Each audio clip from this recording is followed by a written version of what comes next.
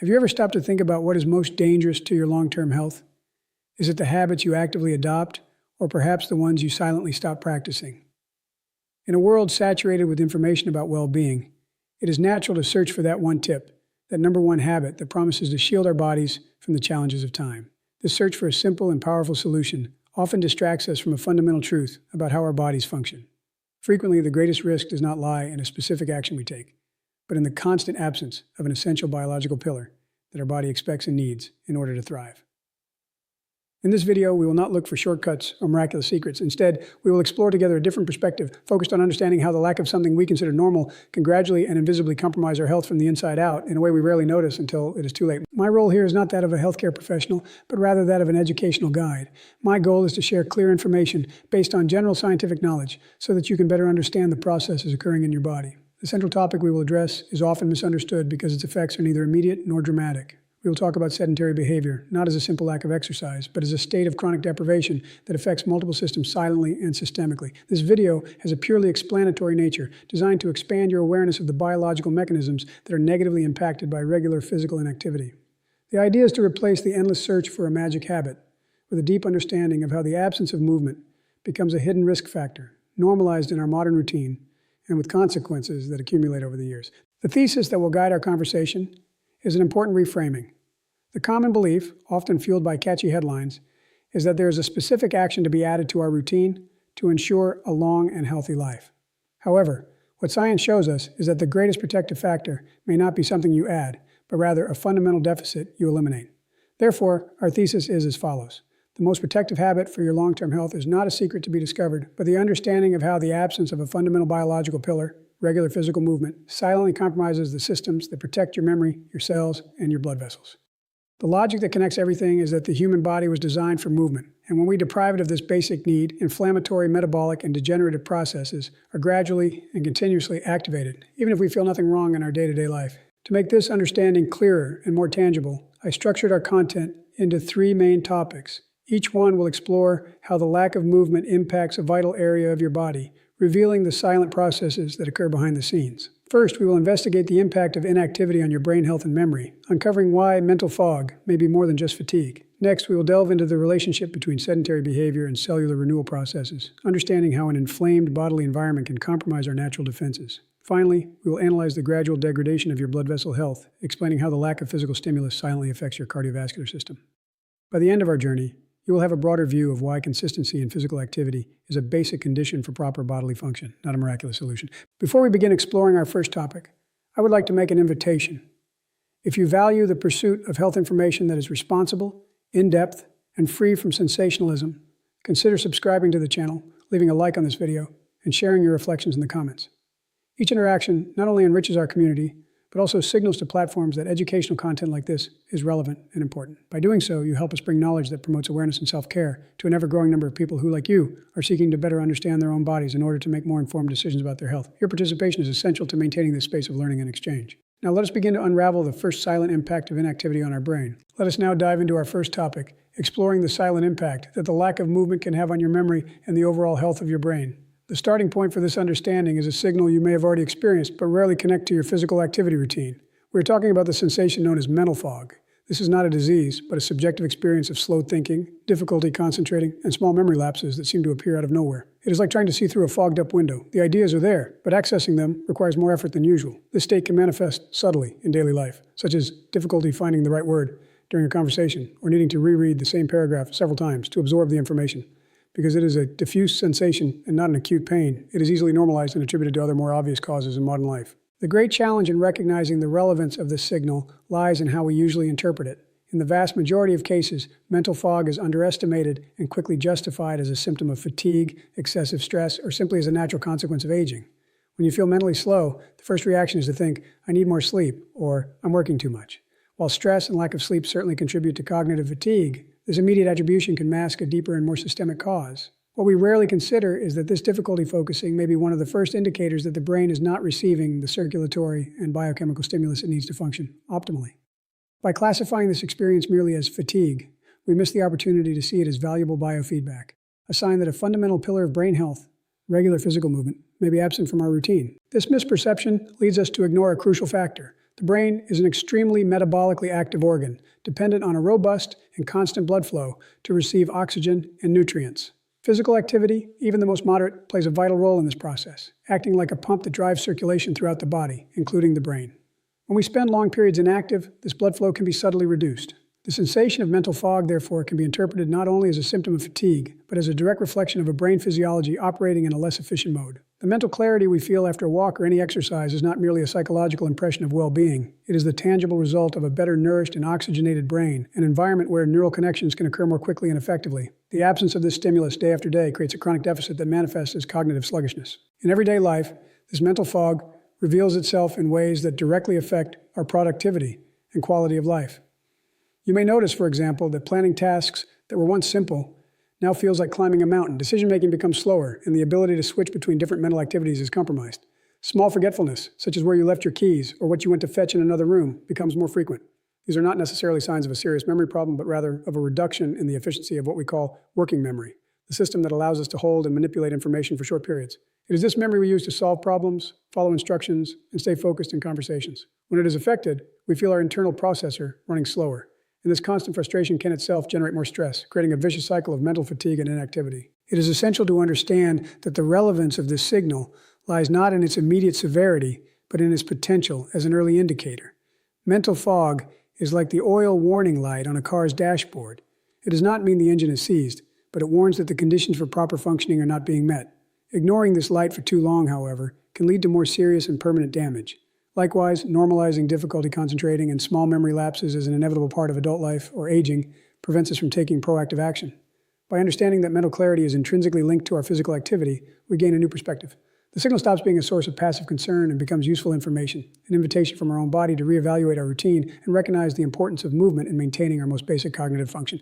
This connection becomes even clearer when we observe the opposite benefit, the sense of mental sharpness that accompanies regular exercise. People who maintain an active lifestyle often report not only more physical energy, but also greater focus, creativity, and problem-solving ability. This perception is not placebo. Physical activity stimulates the release of neurotransmitters such as dopamine and norepinephrine, which are essential for attention and motivation. Therefore, mental fog can be seen as the absence of this positive biochemical stimulus. In a sedentary state, the brain operates with a lower volume of these compounds that promote alertness and clarity. The lack of movement not only reduces the flow of fuel, oxygen, and glucose, but also diminishes the production of the motivation chemicals that help us engage with the world more vibrantly and attentively. The tendency to underestimate this signal is also linked to its gradual nature. Mental fog does not appear overnight. It sets in slowly, almost imperceptibly. With each week or month of low physical activity, the baseline of our mental clarity may drop slightly, and we adapt to this new normal without noticing the loss. It is like a gradual change in room temperature. You only notice it when it becomes extreme or when someone from outside points it out. That is why self-observation is so important. Paying attention to how you feel mentally on more active days versus completely sedentary days can be a powerful tool for self-awareness. This direct comparison can reveal a clear pattern, showing that your ability to think clearly is not a fixed state, but a dynamic condition, strongly influenced by your physical behavior throughout the day. By reframing mental fog in this way, we move from a view of a problem to be fixed to one of a signal to be heard. Instead of seeking a quick solution, such as another cup of coffee to force focus, we can begin to ask, what is my brain trying to tell me? The answer in many cases may be surprisingly simple. It needs movement. It needs the heart to pump more blood, the lungs to capture more oxygen, and the muscles to release the substances that help it thrive. This perspective transforms physical activity from an obligation for bodily health into a fundamental necessity for mental and cognitive health. The benefit is not only aesthetic or cardiovascular, it is neurological. Clear thinking, sharp memory, and the ability to concentrate become direct consequences of a body that moves as it was designed to. Therefore, the first pillar of our discussion focuses on this common signal, mental fog, not as a diagnosis, but as a starting point for reflection. It represents the most perceptible and everyday manifestation of a silent process occurring behind the scenes. By recognizing it and understanding its likely connection to physical inactivity, you take the first step toward understanding the central thesis of this video. The absence of a fundamental biological pillar, movement, silently compromises the systems that protect your health. Now that we have identified the signal, the next logical question is, what exactly is happening inside the brain when this physical stimulus is absent for long periods? That is what we will explore next as we dive into the silent conditions that lack of movement can gradually promote in our central nervous system. Now that we understand mental fog as a signal, it is time to look beneath the surface at the silent processes that this sensation may be reflecting. The big question is, why would the absence of physical movement so directly impact our clarity of thought? The answer lies not in a single mechanism, but in a cascade of physiological changes that unfold gradually and invisibly. The absence of more severe symptoms, such as constant headaches or significant memory loss, leads us into a dangerous comfort zone, a false sense of security that everything is functioning perfectly. However, the human body operates on stimuli and responses. When a fundamental stimulus like movement is chronically removed, the central nervous system begins to operate under a different regime, one that is less optimized for resilience and plasticity, even if this change is imperceptible in the short term. The first silent condition we need to understand is the subtle yet chronic reduction of blood flow to the brain. Think of your brain as the most demanding organ in your body. Although it represents only about 2% of your body weight, it consumes approximately 20% of the available oxygen and glucose. This intense energy demand depends on a constant and robust delivery of blood. Physical activity, even a light walk, acts as a powerful catalyst for the circulatory system, increasing heart rate and blood pressure in a healthy way, forcing blood to reach even the smallest cerebral capillaries. In a state of prolonged sedentary behavior, the heart does not receive this regular stimulus to work more vigorously. As a result, cerebral blood perfusion can subtly decrease. This reduction is not drastic enough to cause an acute event, but it is sufficient to create, over months and years, a chronically undernourished and less oxygenated cerebral environment. This decrease in blood flow is not an isolated event. It triggers other consequences. A brain that receives less oxygen and nutrients becomes less efficient at removing metabolic waste, natural byproducts of neuronal activity. The accumulation of these residues can contribute to a state of low-grade inflammation in brain tissue, a process that can itself interfere with communication between neurons.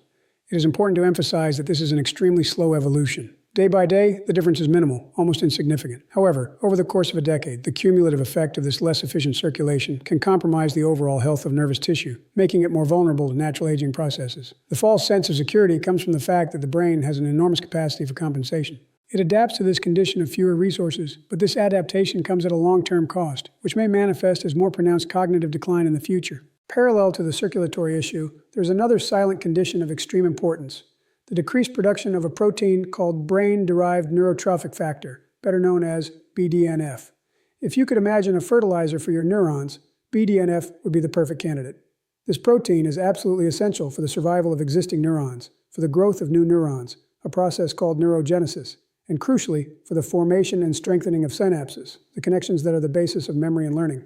Healthy levels of BDNF are directly associated with greater brain plasticity, which is the brain's ability to reorganize itself, learn new skills, and adapt to new information. When levels of this protein are adequate, our brain is more resilient, more flexible, and more capable of forming lasting memories. What science has consistently demonstrated is that physical activity is one of the most potent natural stimulators of BDNF production. When you exercise, your muscles release substances into the bloodstream that signal the brain to increase production of this protected protein. Therefore, a sedentary lifestyle has the opposite effect. It deprives the brain of this vital biochemical stimulus. BDNF production does not stop completely, but it operates at a much lower basal level. This chronic deficiency does not cause an immediate and alarming symptom. Instead, it creates an environment in which neuronal maintenance and repair are less efficient. The brain's ability to adapt and form new connections becomes subtly compromised.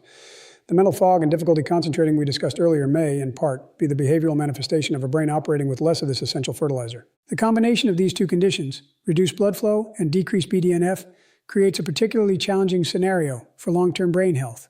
On one hand, the brain receives less fuel, oxygen and glucose, for its daily operations.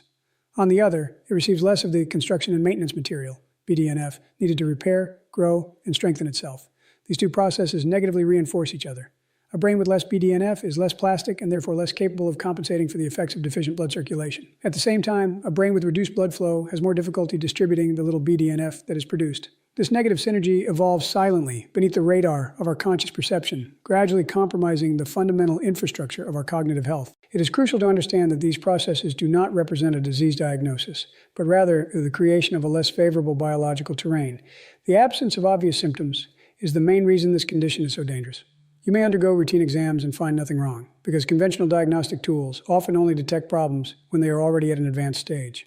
Reduced BDNF or a slight decrease in cerebral perfusion do not appear in a standard blood test. Thus, the person continues with their habits, believing everything is fine, while the resilience of their brain is slowly being eroded. This is the essence of the hidden risk. The damage is not acute, but cumulative, and the lack of immediate warning signs prevents us from connecting our daily habits to their future consequences.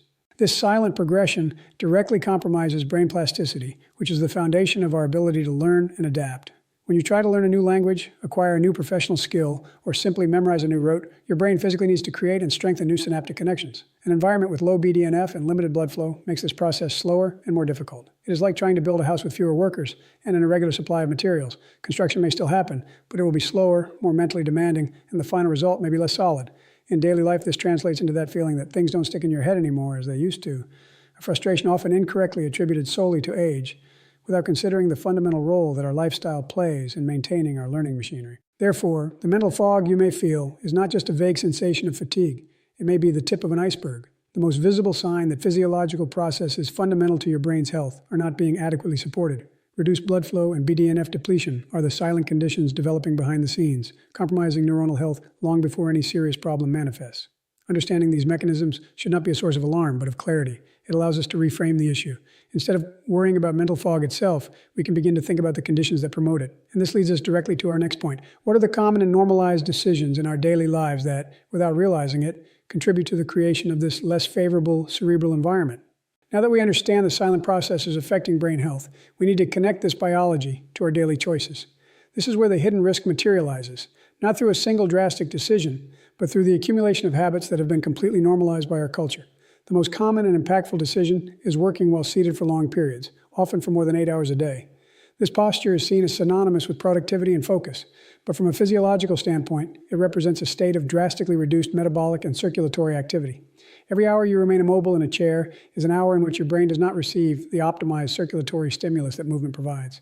This choice, repeated day after day, year after year, directly contributes to the creation of that low blood flow and reduced BDNF environment we discussed, generating unintended consequences that accumulate invisibly. Another everyday decision that contributes to this pattern is the preference for motorized transport for short distances. Choosing to use a car, motorcycle, or public transport for distances that could easily be walked is a decision based on convenience and time efficiency.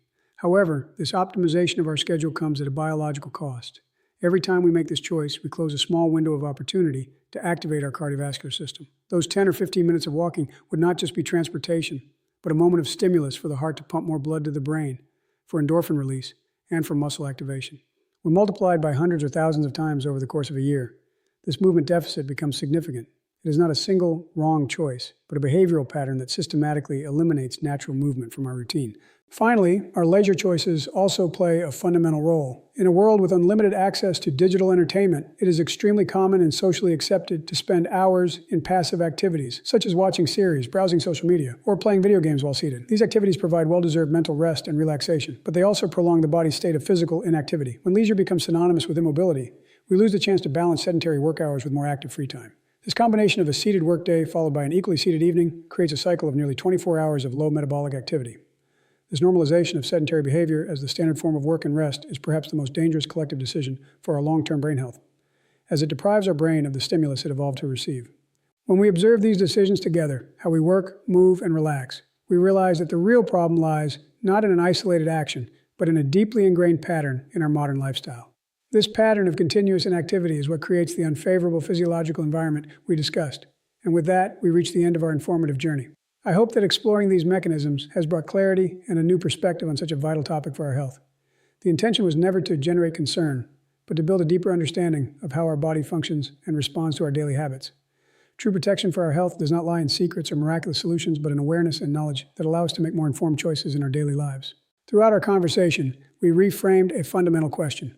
We started with the search for a number one habit and arrived at a broader understanding. The most protective habit for your long-term health is not a secret to be discovered, but the understanding of how the absence of a fundamental biological pillar, regular physical movement, silently compromises the systems that protect us. We saw that the human body was not designed for chronic inactivity, and that when we deprive it of this basic need, degenerative and inflammatory processes are gradually and continuously activated.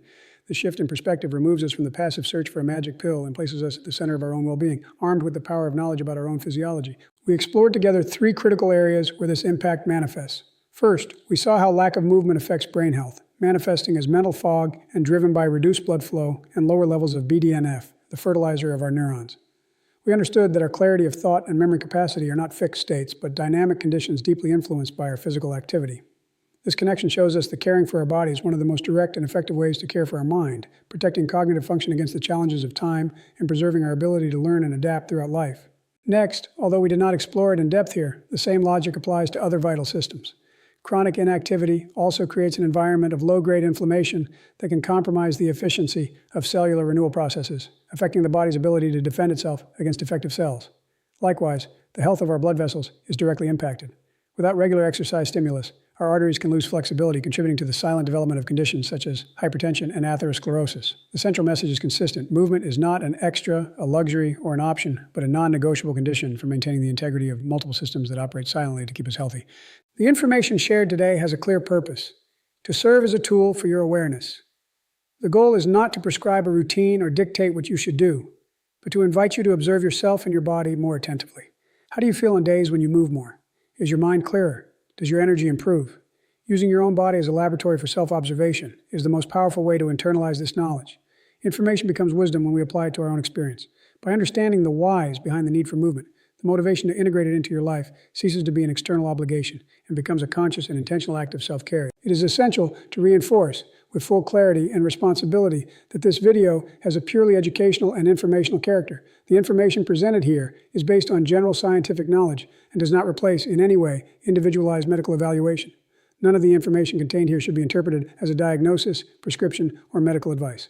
For guidance on physical activity appropriate to your health conditions, consult official and reliable sources, such as the guidelines of the World Health Organization, WHO, and above all, any decision related to your health should always be discussed with a qualified professional who knows your history and can offer the safest and most personalized guidance for you. I sincerely thank you for dedicating your time and attention to watching this video until the end. In a world of fast and superficial information, your willingness to explore a complex topic calmly and responsibly is extremely valuable. I hope this journey has provided you not only with new knowledge, but also with a sense of clarity and empowerment.